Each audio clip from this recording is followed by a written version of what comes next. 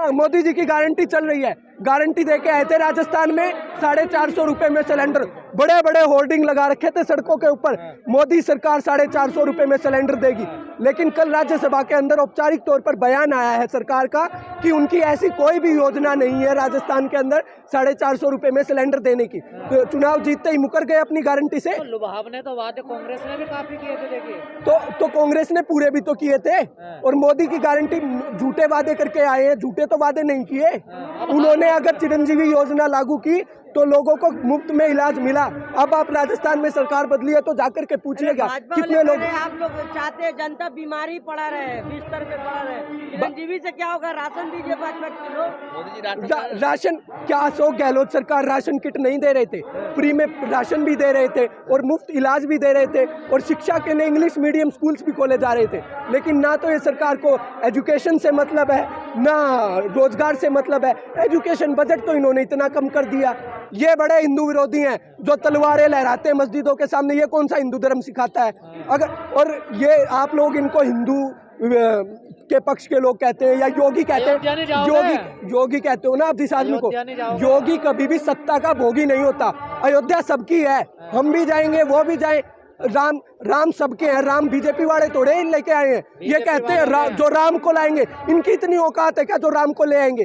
राम भगवान सबको लाए, ये कहते हैं जो राम को लाएंगे। तुमने तो टेंट में छोड़ दिया था राम को। जो उसके मस्जिद के द्वार किसने खुलवाए थे? राजीव गांधी सरकार ने ही तो खुलवाए थे। और एक बात और बता दीजिए, ये फैसला तो कोर्ट का है ना, राम मंदिर का, और कोर्ट का फैसला है, तो सरकार इसमें श्रेय क्यों ले रही है? अगर सरकार का इसमें श्रेय ले रही है सरकार कि भाई हमने उससे जुडिशरी से फैसला दिलवाया, तो ये तो लोकतंत्र के भी विरोध है। आप जुडिशरी पे प्रेशर बना रहे हो, उसको न्यूट्रल नहीं होने दे रहे हो। भटके हुए हिंदू है। ईवीएम में गड़बड़ तो नहीं? ईवीएम पर कल ही इंडिया अलायंस की मीटिंग हुई और उसमें एक मांग रखी गई है कि जो भी वीवीपैट से पर्ची निकलती है वो वोटर को दी जाए, और उसके लिए एक सेपरेट बॉक्स रखा जाए जिसके अंदर वोटर अपनी पर्ची अपनी संतुष्टि के बाद डाल दे, बाद में उसकी भी काउंटिंग हो, ताकि एक भरोसा रहे चुनाव आयोग पर थोड़ा सा। अब भटके हुए हिंदू है, युवाओं भटक गए हुए हैं। अच्छा, के काम नहीं आ रहे हैं। ये नया भारत का है क्या? मोदी के नए भारत की बात कर रहे हो आप, जहाँ रोजगार शिक्षा की बात करने वाले हिंदू भटके हुए हिंदू हैं। अरे भटके हुए हिंदू तो वो हैं जो दूसरे धर्म को गालियां देते हैं, कट्टरता फैलाते हैं, नफरत फैलाते हैं। असली भटके हुए हिंदू तो वो हैं, और हम उनको हिंदू मानते भी नहीं हैं। आरएसएस के लोगों को आप हिंदू से क्यों जोड़ रहे हैं? उनकी विचारधारा में, और श्री कृष्ण भगवान जी की गीता पढ़िए आप, दूर दूर तक कोई लेना देना नहीं है मनुस्मृति और गीता का। अरे मंदिर बन गया, भजन कीर्तन करिए, क्या रोजगार करना है? अच्छा, भजन कीर्तन से पेट भर जाएगा? तो क्या पेट पल जाएगा? तो आप क्यों नहीं पाल लेते? आप ये मीडिया वाले क्यों बने बैठे हो? आप भी तो यूट्यूब से कमा। हिंदू विरोधी हैं। सरकार से रोजगार पर सवाल करना सनातन विरोधी कैसे हो गया? मुझे ये बता दीजिए। हिंदू विरोधी है आप। कैसे हो गए? कैसे हो गए? का विरोध कर रहे हैं। हमने तो नहीं किया कभी। आप सवाल कर रहे हैं। अच्छा, सवाल रामलला कौन लाया है? रामलला को घर कौन लाया? रामलला हम सबको लाए। हम इंसान की औकात नहीं है भगवान को लाने की, भगवान इंसान को लाए। रामलला को टेंट में थे, बारिश में भीगते थे वो। अच्छा, भगवान ने हम सबको घर दिया है, ना कि बीजेपी या इंसान ने भगवान को घर दिया है। इतनी किसी की औकात नहीं है जो भगवान को घर दे सके। जिस प्रकार आज देख रहे हैं कि लोकतंत्र को बिल्कुल निचले स्तर पर लेकर जाया जा रहा है। विपक्ष के सांसद सिर्फ सुरक्षा में हुई चूक पर सवाल कर रहे थे, गृह मंत्री जी से राज्यसभा में ऑफिशियल बयान की मांग कर रहे थे, लेकिन एक के बाद एक 141 सांसदों को सस्पेंड करना, ये तो पूरे के पूरे लोकतंत्र का विघटन और तानाशाही का उदय ही कहेंगे। तो उसी तौर पर राम मनोहर लोहिया जी ने कहा था कि जब सड़कें सुनसान हो जाती हैं तो संसद आवारा हो जाती है।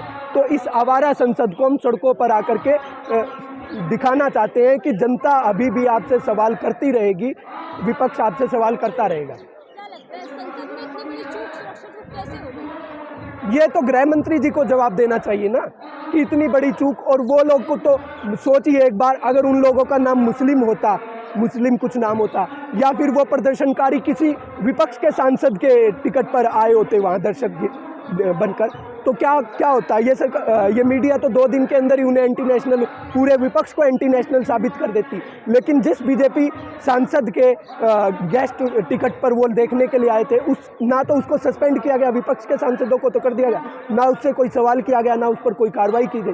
तो ये कैसा नया भारत है? ये मोदी जी का नया, जांच चल रहा है ना उसका। तो जांच चल रहा है तो एक बार आधिकारिक तौर पर आकर जवाब नहीं दे सकते मोदी जी? अहंकार है ना मोदी जी का, सरकार का अहंकार है कि हम जवाबदेही होती है पहली बात तो लोकतंत्र के अंदर सरकार की जनता और विपक्ष के प्रति, लेकिन इनकी कोई जवाबदेही नहीं बनती है। तो अपने अहंकार में चूर हैं कि हम ही राजा हैं।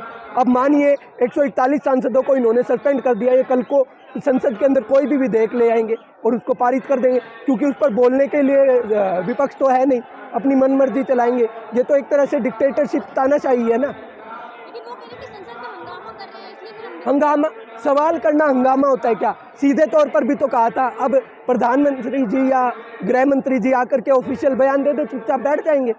और विपक्ष का काम क्या होता है? सवाल करना, विरोध करना सरकार की पॉलिसी का। विपक्ष का काम तो यही होता है ना। विपक्ष और होता किस लिए, आप बता दीजिए। क्या लगता है आपको इसके पीछे भी साजिश है, कोई निलंबित करने के पीछे भी? ये तो साफ दिख ही रहा है ना। 141 सांसद, भारत के लोकतंत्र के इतिहास में आज तक कभी भी इतनी बड़ी संख्या में एक साथ इतने सांसद कभी भी सस्पेंड नहीं हुए, लेकिन मोदी सरकार ने ये किया है। उपराष्ट्रपति जी भी खुद एक, जो उनको अपने पद की गरिमा रखनी चाहिए, लेकिन एक वो पॉलिटिकल पार्टी के स्पोक पर्सन और प्रधानमंत्री जी के पिट्ठू बने हुए हैं। उनकी मिमिक्री करने पर भी सोशल मीडिया पे नहीं, मिमिक्री करने पर बहुत से लोग कह रहे हैं कि जाट का अपमान हुआ। जब वो हमारी बहनें बेटियां यहाँ सड़कों पर घसीटी गई, वो भी तो जाट थी, उन्होंने तो देश का नाम भी रोशन किया। 1.5 साल तक किसान सड़कों पर रहे, 750 शहीद हो गए, उनका अपमान नहीं हुआ। ईवीएम पर लेकर विपक्ष का कल विपक्ष ने एक पारित किया है, जिस पर उनकी इलेक्शन कमीशन से मांग है कि वीवीपैट में जो पर्ची सिर्फ दिखाई जाती है उसकी जगह वो वोटर को दी जाए और उसके लिए एक अलग से बॉक्स बनाया जाए, उसमें डाल दी, ताकि वोटर बाद में उसमें डाल दे, ताकि वोटर को एक संतुष्टि हो जाए कि उसने जहां वोट दिया है वहीं उसका वोट जाए, वो अपनी पर्ची देखकर, और बाद में अगर कुछ गड़बड़ी लगती है तो उस बॉक्स के अंदर जो पर्चियां हैं उनकी भी काउंटिंग हो। इसका मामला सुप्रीम कोर्ट में भी चल रहा है। सुप्रीम कोर्ट भी सुनवाई तो नहीं कर रहा ना। जुडिशरी भी तो आज पूरी तरह से सरकार के प्रेशर में है ना। तो जो ईवीएम का आप लोग विपक्ष हमेशा ईवीएम पे मतलब इल्जाम लगा देता है, लेकिन तेलंगाना में तो कितनी जीती है?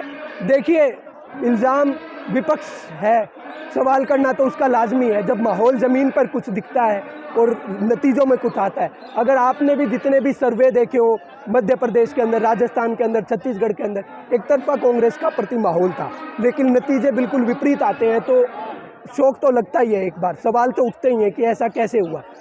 ऐसा चुनाव आयोग के अधिकारियों पर भी सवाल उठता है, किस प्रकार मध्य प्रदेश के अंदर एक रात पहले मतपेटियां खोल दी गई थी, उनकी सील टूटी हुई मिली थी। उसके ऊपर कोई जवाबदेही नहीं आई किसी चीज़ की? जवाबदेही तो समझते ही नहीं ना सरकार और चुनाव आयोग।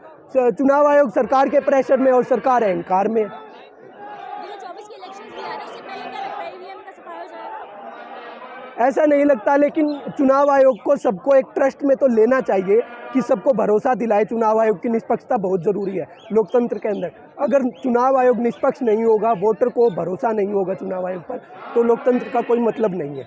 युवाओं के लिए रोजगार की बात है, जो आपने प्रदर्शनकारी घुसे देखे, उनका भी घुसने का मुख्य कारण रोजगार ही था। वो बड़ी बड़ी डिग्रियां लिए बैठे थे, लेकिन उनको रोजगार नहीं मिल रहा, इसलिए आक्रोशित है युवा। तो